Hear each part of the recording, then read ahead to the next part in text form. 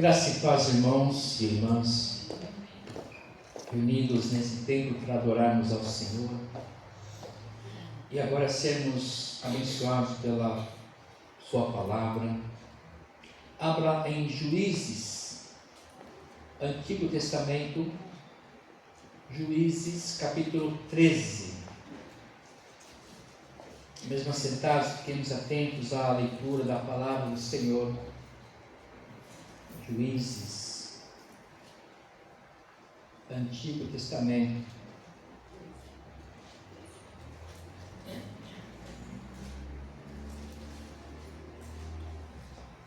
capítulo 13, diz assim, vou ler até o verso 14, o nascimento de Sansão. Tendo os filhos de Israel tornado a fazer o que era mal perante o Senhor, este os entregou nas mãos dos filisteus por 40 anos. Havia um homem de Zorá, da linhagem de Dan, chamado Manoá, cuja mulher era estéril e não tinha filhos. Apareceu o anjo do Senhor a esta mulher. Ele disse: eis que és estéril e nunca tiveste filho, porém conceberás e darás à luz um filho. Agora, pois, guarda-te, não bebas vinho ou bebida forte, nem comas coisa imunda, porque eis que tu conceberás e darás à luz um filho, sobre cuja cabeça não passará navalha, porquanto o menino será nazireu, consagrado a Deus desde o ventre de sua mãe, e ele começará a livrar a Israel do poder dos filisteus. Então a mulher foi a seu marido, ele disse: um homem de Deus veio a mim. Sua aparência era semelhante à de um anjo de Deus, tremenda.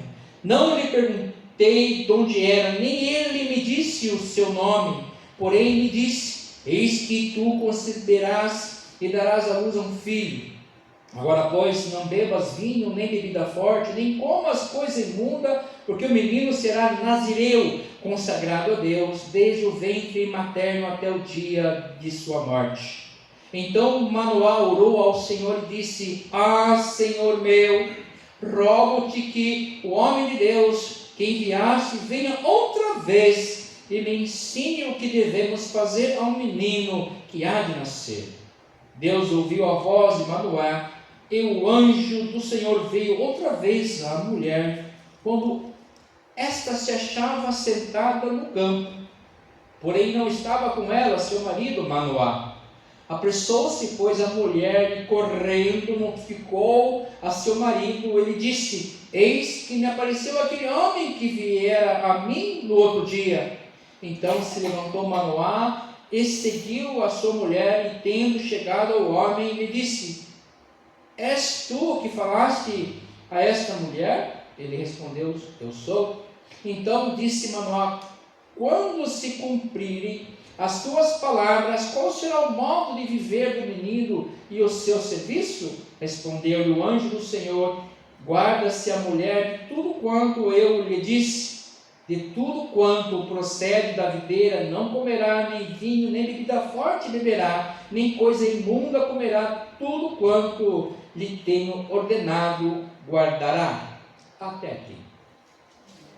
Pai eterno, Pai amado, te somos gratos, porque o Senhor mais uma vez nos reuniu nesse santuário, erigido para honrar o Teu nome, Senhor, glorificar o Teu nome, e que sermos alimentados. Que não seja diferente hoje, que o Senhor alimente o nosso coração, a nossa mente, com Tua excelsa presença e os Teus ensinamentos. Fala-nos sobejamente, para que possamos honrá-lo e também Te servir na beleza da Tua santidade. Por Cristo Jesus eu oro agradecido, suplicando esta bênção. Amém. Amada igreja, hoje nós celebramos o Dia das Mães. E aqui está uma mãe que recebeu um grande presente, né? A mãe do Sansão. A história de Sansão, alguns conhecem, mas é importante a gente conhecer ela de fato. E eu convido a vocês depois continuar a leitura durante a semana, para que vocês entendam aí os meandros dessa história, desse juiz, que o Senhor levantou sobre o povo de Deus, e que narra como que ele foi concebido. Era estéril, né? Zorá e Manoá, seu pai. E tem uma longa história aqui desenvolvida na narrativa do escritor sagrado para contar o que Deus fez no meio do seu povo. Mas ele foi o último juiz. Queridos, quando olhamos para uma plantação, já podemos imaginar a colheita que virá dela. Como será e qual será a sua qualidade. Afinal, colhemos o que plantamos. Essa é a máxima da vida. Colhemos o que plantamos. Mas também é a máxima da palavra de Deus. Jesus deixa a sua parábola do semeador, isso lá em Mateus 13, Marcos 4 e Lucas 8, mesma parábola. Temos visto hoje, assistido muitas calamidades, tragédias, e podemos pensar que são consequências da ação antrópica, ou seja, da ação do homem, da ação da humanidade, de como o homem tem tratado, por exemplo, a natureza, de como o homem tem tratado o seu irmão, a sua irmã. E podemos dizer, com um pouco de cuidado, que colhemos o que plantamos enquanto humanidade. Podemos dizer com cuidado aquilo que nós estamos assistindo e estamos colhendo enquanto humanidade, porque nós plantamos. A humanidade ainda precisa ser resgatada. Salva de si mesmo, salva de seus pecados. Até lá vamos continuar vendo e sofrendo as consequências das descomedidas ações da nossa ainda perdida em si mesmo humanidade, em seus pecados. Vamos ao texto que nós lemos em Juízes 13. O verso 1 já me desponta aqui algo que me chama a atenção, e que devemos olhar, porque às vezes nós ficamos presos àquilo que Deus fez na vida do povo através de Sansão, mas vamos começar pelo início. Olha o primeiro verso: tendo os filhos de Israel tornado a fazer o que era mal perante o Senhor, este os entregou nas mãos dos filisteus por 40 anos, nas mãos dos inimigos por 40 anos. E olha, dura coisa estar nas mãos dos inimigos, né? Muitos perecem, muitos são escravizados, muitos perdem tudo o que têm, inclusive a própria vida. Tendo os filhos, olha só, não está falando de qualquer povo, de qualquer um, hoje fala para a igreja de Cristo. Tendo a igreja de Cristo aqui tornado a fazer o que era bom, não o que era mal perante os olhos do Senhor. Aqui fica evidente o que acabei de ilustrar na minha breve introdução. Queiramos ou não, aceitemos ou não, concordemos ou não, entendamos ou não, o fato é que o Senhor reage às nossas ações. O Senhor reage às nossas efetivas ações. Nós colhemos o que plantamos. É claro que eu sei que muitos estão pensando: puxa, o que eu plantei para colher isso? Calma. Primeiro comece a orar com o coração aberto, entendendo quem nós somos, quem eu sou, quem você é, entendendo que Ele é Deus e nós seres humanos, perdidos muitas vezes em nós mesmos. Essa é uma primeira tentação que nós vencemos, entendermos quem nós somos, que nós carecemos da graça, da salvação, da bondade, da misericórdia de Deus. Primeira coisa, nós precisamos confessar os nossos pecados.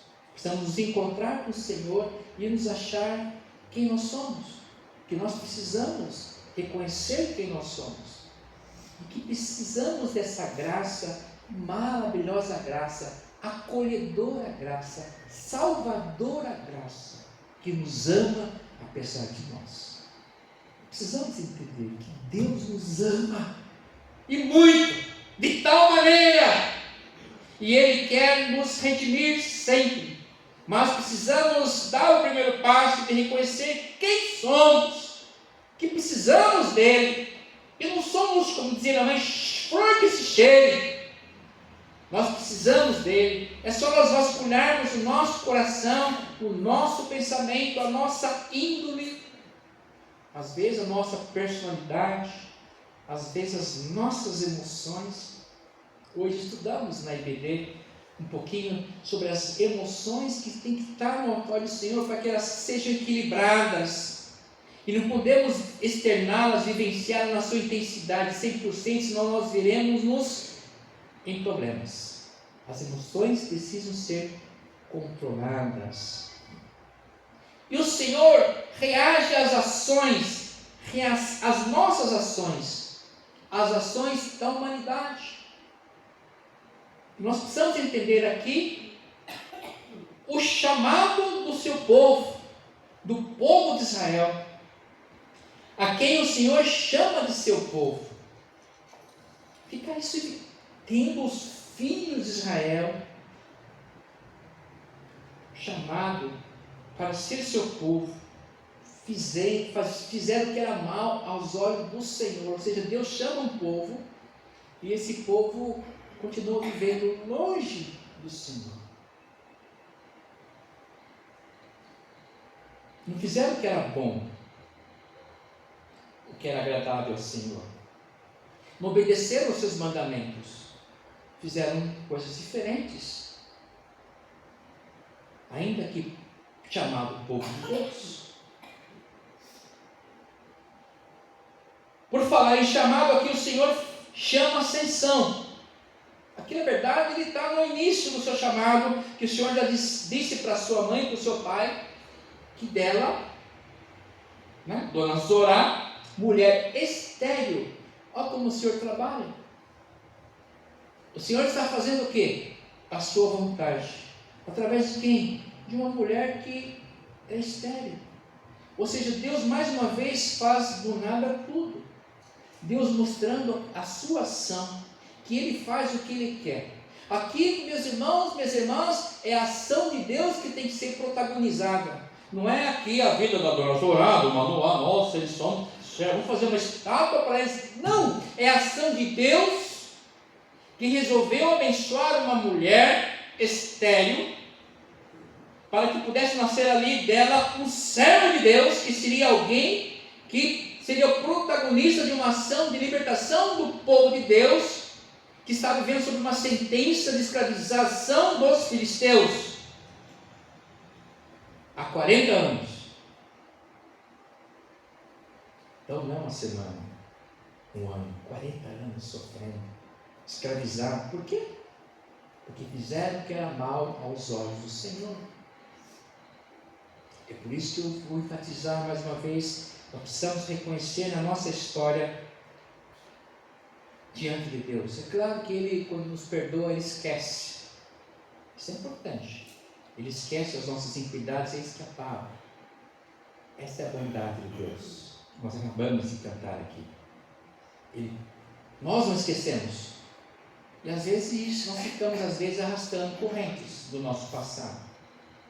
E às vezes atraímos coisas ruins do nosso passado. Não porque Deus quer, porque Ele esquece. Ou seja, quando nós nos encontramos com o Senhor, Ele muda toda a nossa plantação e os frutos virão.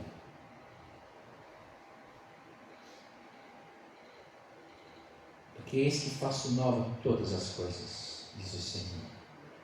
As coisas velhas já se passaram e as novas estão diante dele. Porque o futuro a Ele pertence. Através de sua mãe que compartilha com seu pai que não entendeu, ou não quis acreditar, ou duvidou daquilo que o Senhor tinha falado para sua esposa, Parece que isso se repete mais na frente lá, quando as mulheres falam assim, os discípulos estão enclausurados na sala com medo do Império Romano, medo da perseguição, de ter o mesmo fim da crucificação de Jesus. As mulheres falam assim, nós fomos lá no sepulcro e Jesus não estava lá. Alguém roubou o corpo do mestre e ele não estava lá. Eles nem tchururu para elas. Às vezes as mulheres falam e os homens não creem. Será que porque as mulheres falam mais que os homens? Pode ser, mas elas são mais inteligentes, elas têm mais sensibilidade às emoções. E aqui o marido escutou e não acreditou muito. Ele quis que houvesse um repeteco da história. Não acreditou, duvidou daquilo que o Senhor tinha falado para sua esposa. Às vezes o Senhor fala conosco e nós não cremos, não entra no coração e queremos que Ele repita e repita, e orando, Senhor, me mostra, me prova de novo, me fala de novo, se o Senhor quiser mesmo, fala de novo. E às vezes, na primeira vez, já reconhecemos que é o Senhor falando conosco, que é o Senhor nos visitando, que aquilo que o Senhor fala, Ele fala. É Deus falando, não é homem. Não é a mulher que fala uma coisa, depois muda. Não, Ele não muda. Se Ele falou que vai acontecer uma coisa, vai acontecer, ponto, registra e obedece e espera. Entrega no caminho, o Senhor confia nele, e o mais Ele fará, Ele vai fazer. Como Ele fez na vida da Zorá. Você é estéril, mas você vai conceber um filho, e esse filho, olha, vai ser nazireu. Esse filho vai ser consagrado à minha vontade. Você já, mulher grávida, não beba bebida forte, porcaria nenhuma. Cuidado com os embutidos, cuidado com as frituras, cuidado com muito açúcar, cuidado com a salsicha, cuidado com tudo. Muito doce. É isso que a palavra está falando. Para que haja uma gravidez e um menino saudável. Deus já está trabalhando na personalidade e na compostura física desse seu servo. É Deus que planeja tudo. Ele pega uma mulher que era um trapo na sociedade, porque mulher e estéril não valia muita coisa naquele tempo.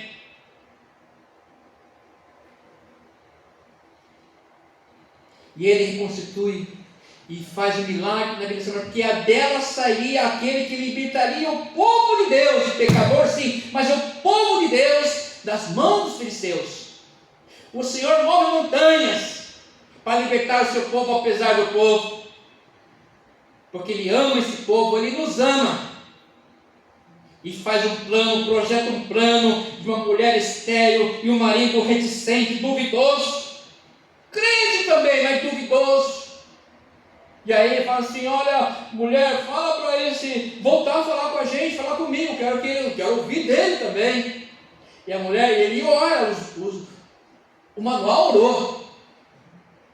Um ponto positivo para ele. Ele ficou apenas na dúvida de ouvir a esposa. Não, ele também acreditou um pouquinho, mas ele orou, pediu para que o anjo voltasse. O anjo voltou, mas voltou para a mulher de novo. Isso me ensina muito. Que o Senhor vai se manifestar em quem? Em quem crê nele. Quem busca Ele de fato. Ei, Deus se manifesta e uma vez, e duas vezes, mas quem duvida vai ver pouco do Senhor na sua vida, porque há pouca fé. Você questiona muito a Deus. Quem duvida vai ver poucos milagres. Mas Deus já tinha projetado um plano, e a reticência de Manoá não foi ofuscar o plano do Senhor. Nada pode ofuscar os planos do Senhor na vida do seu povo. A história de Sansão, que é a última dos ciclos dos juízes, seu futuro era promissor, era nazireu desde o ventre. Deus cuidando dessa criança desde o ventre, para que essa mãe, Deus orientou a mãe para que tivesse uma vida regrada. Cuidado, se abstenha dessas comidas aí. Não vai muito no McDonald's não vai muito no Burger King não. Come mais em casa, faz a comidinha, prepara em casa. Seja inteligente. para ter mais saúde, de uma mulher estéril. O Senhor preparou essa criança desde o ventre, e sobre ele veio o Espírito Santo. Porque o Senhor preparou essa criança desde o ventre? Umas prescrições bíblicas santas, porque ele ia receber o Espírito Santo de Deus. O nosso corpo é o templo do Espírito Santo. É por isso que eu preciso cuidar bem do meu corpo, porque eu tenho em mim o Espírito Santo de Deus. Olha o verso 24. Não é certo que aquilo que queremos, teu Deus, nos dará, que te dará, consideras como tua. 24, está lendo do capítulo 12. Pois deu a mulher à luz a um filho, ele chamou Sansão. 24 do 13. E o menino cresceu, e o Senhor o abençoou. E o Espírito do Senhor passou a incitá-lo em Mané-Dan, entre Zorá e Estaol, que é a região que o Senhor queria que ele agisse. Então isso nos ensina também, quando devemos cuidar do nosso corpo. Viu? Cuida bem do seu corpo. Se tiver que fazer uma dieta, faça dieta. Cuide bem do seu corpo, porque nós somos templos do Espírito Santo de Deus. E se é templo, ele tem que ser adorado. O Senhor procura verdadeiros adoradores que o façam em espírito e em verdade. Ou seja, tudo que envolve a nossa vida, inclusive a nossa alimentação, tem que ser para honrar o Senhor. Cuidando bem da saúde, indo regularmente aos médicos, e seguindo as prescrições médicas, e fazendo os exames adequados e seguindo a risca.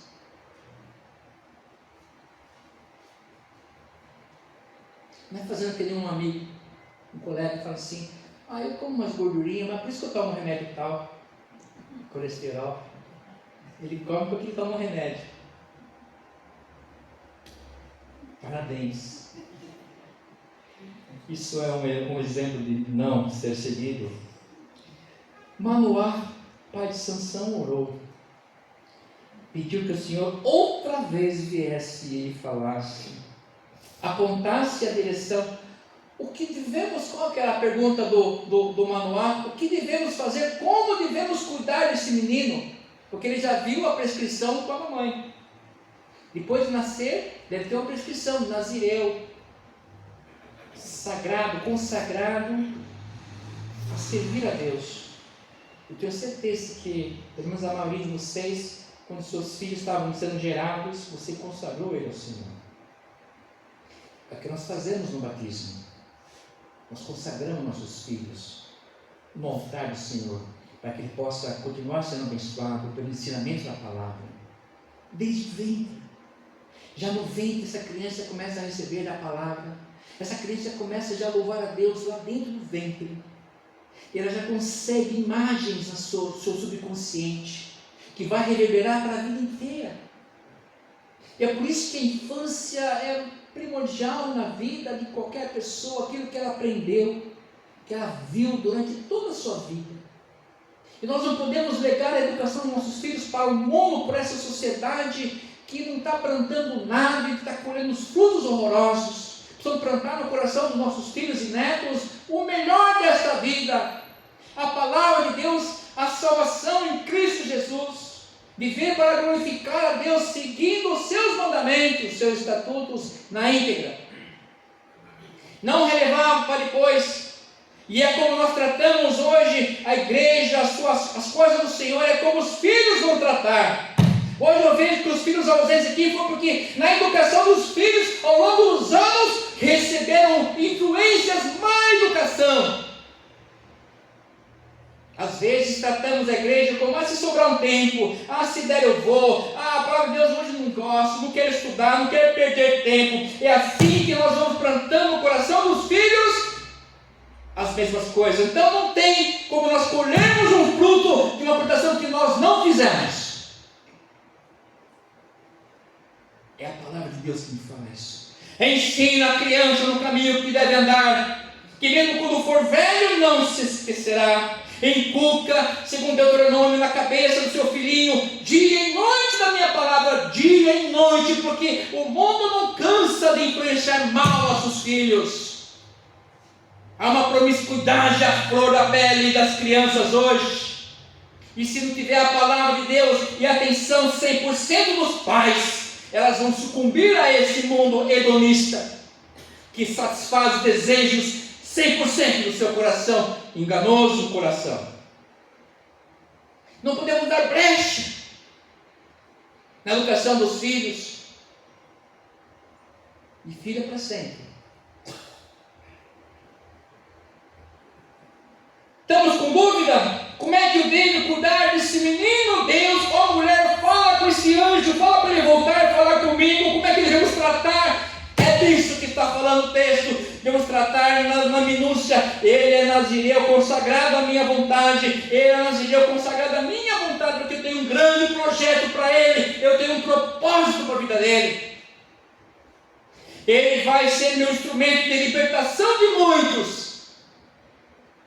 Glória seja dada a Deus. Ele vai usar de quem tem o coração aberto, de quem ouve e obedece, não precisa ficar repetindo. E Ele quer usar a cada um de nós, diante dos propósitos que Ele tem, por qual tem nos chamado. E o Senhor, em sua bondade e longanimidade, muita paciência, atendeu o pedido de Manoá.